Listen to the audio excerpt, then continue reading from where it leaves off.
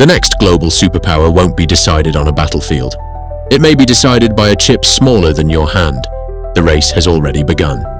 And the country that wins could shape the future of every industry, including yours. Not long ago, America's biggest economic advantage was something you couldn't touch. It wasn't oil, it wasn't gold, it wasn't even the world's largest military. It was innovation. For decades, the United States created the technologies that changed how the world worked. The internet, smartphones, cloud computing, social media. Silicon Valley became the place where the future was invented and everyone else tried to catch up. But for the first time in a generation, that assumption is being challenged.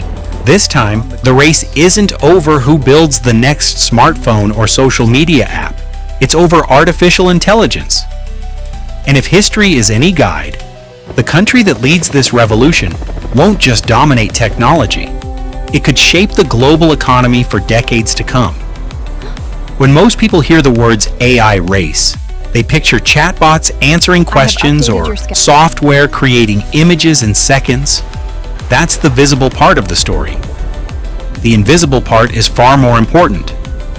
Artificial intelligence is quickly becoming the engine behind scientific research, financial markets, national defense, healthcare, manufacturing, and almost every major industry. In other words, AI isn't just another product. It's becoming infrastructure. And history shows that whoever controls critical infrastructure usually gains extraordinary influence. For a long time, America looked almost impossible to beat. Its universities attracted brilliant researchers from around the world. Investors poured billions into ambitious startups. Companies pushed the limits of software and computing, creating a cycle where innovation generated more investment, and investment produced even more innovation. Then China began playing a different game. While much of the world still viewed China as the world's factory, its leaders were planning for something much bigger. They understood that manufacturing products could create wealth, but inventing breakthrough technologies could create power. So China invested heavily in universities, engineering, semiconductor research, robotics, and artificial intelligence. Year after year, billions of dollars flowed into industries that many people outside the country barely noticed. At first, the results were easy to dismiss. Chinese technology was often seen as cheaper rather than better. But over time, that perception started to change. Chinese companies weren't just manufacturing technology anymore. They were designing it. They were filing thousands of patents, publishing cutting-edge research, and developing AI systems that increasingly competed with the best in the world. Suddenly, America's biggest technology companies weren't simply competing against other private companies. They were competing against an entire nation with long-term strategic goals. That's when Washington realized this wasn't just another business story. It was becoming a national security issue. For decades, military power was measured by aircraft carriers, fighter jets, and nuclear weapons. Those still matter. But modern conflicts are increasingly shaped by information. The ability to analyze satellite images instantly, defend against cyber attacks, predict supply chain disruptions, or process enormous amounts of intelligence in seconds could become just as important as traditional weapons. Artificial intelligence has the potential to improve all of those capabilities. That's why governments no longer see AI as just another exciting technology. They see it as a strategic asset. And once governments begin competing over technology, the rules change. The AI race stopped being about building smarter software. It became a contest over who would define the future of economic and geopolitical power.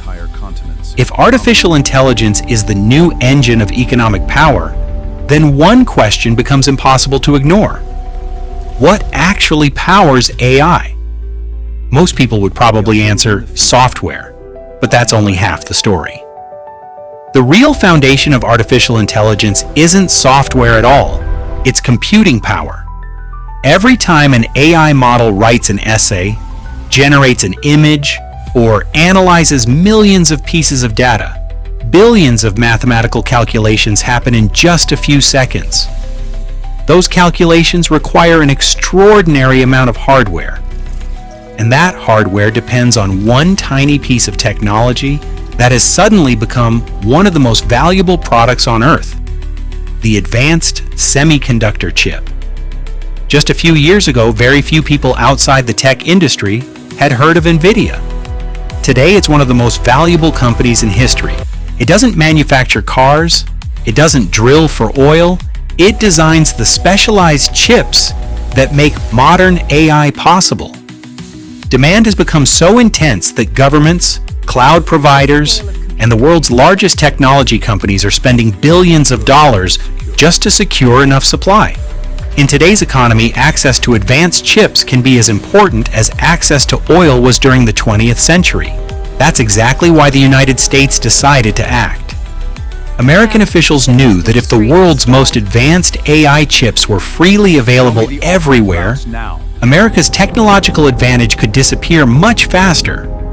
So Washington introduced export restrictions designed to limit China's access to the most powerful processors. The logic was straightforward: slow down China's AI development by restricting one of its most important resources.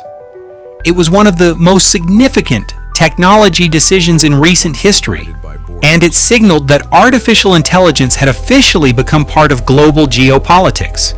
But history rarely rewards simple strategies. Instead of giving up, China accelerated its own semiconductor industry. Billions of dollars were invested into domestic chip manufacturing, research laboratories, and new technology companies. Engineers began searching for alternatives.